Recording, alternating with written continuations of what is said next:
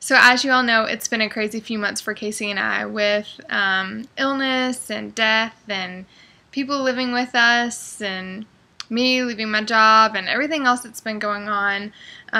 But it's all over with for now. And Casey's out of school.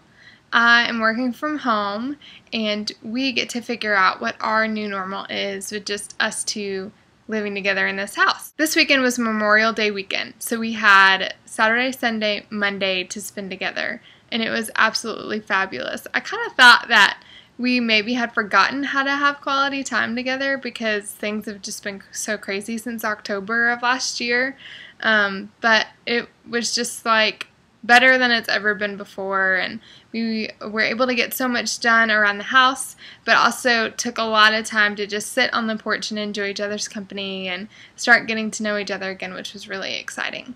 So things are going to get crazy again with nieces and nephews coming to stay with us and a lot of traveling this summer, but I am just basking in just the joy of this weekend and the time that I got to spend with my husband.